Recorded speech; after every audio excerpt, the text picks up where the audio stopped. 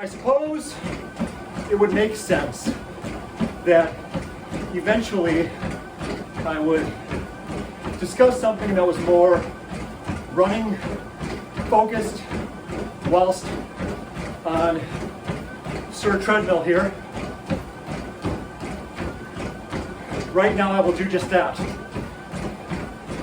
Ethan Newberry, better known as the Ginger Runner, is a content creator who for the past decade, I believe,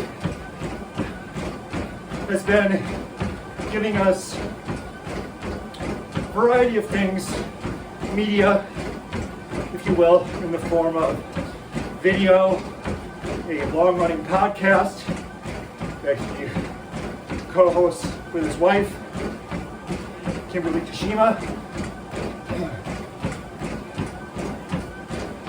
Many more things. He's also an accomplished musician. And really everything he does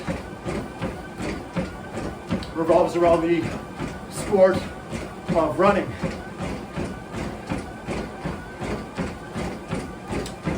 In particular, on his YouTube channel, amongst the many excellent videos that he has put out in which he reviews running shoes and talks about how the year is going in terms of his fitness and things like that. He has a number of documentaries that he has created on some very specific, very cool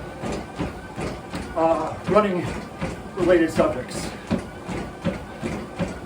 One in particular revolves around his own performance some years back at the Cascade Crest 100, a 100-mile ultra marathon in the Pacific Northwest.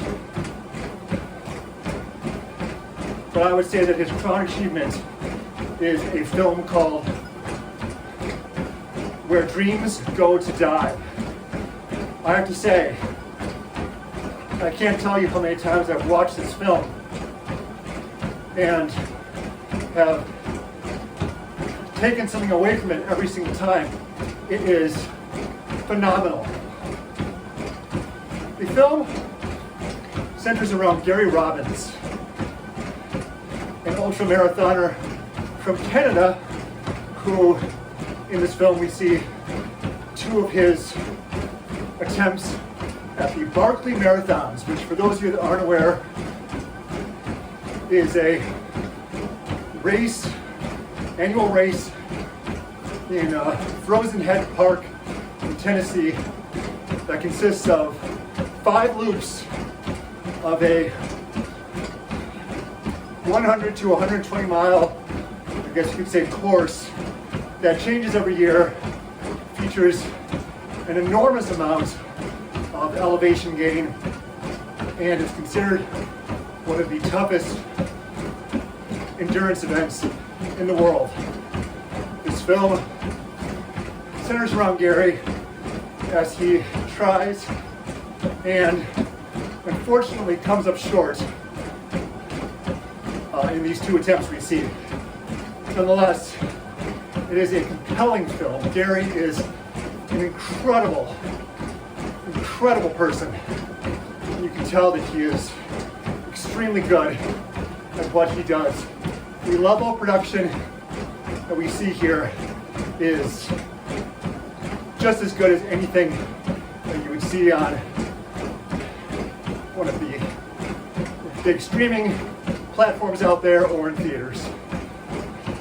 The soundtrack, which was composed by the director as well, Mr. Newberry, is full of darkness and tension, reflective of the atmosphere of the race itself. You see appearances by other known participants in the race and in the running community, Jamil Corey, John Kelly, among others. but the focus is really on Gary and his family and the others who make up his crew. I should note that Newberry's wife, Kimberly, is also part of the crew, helping Gary as he works his way through these grueling loops of the course.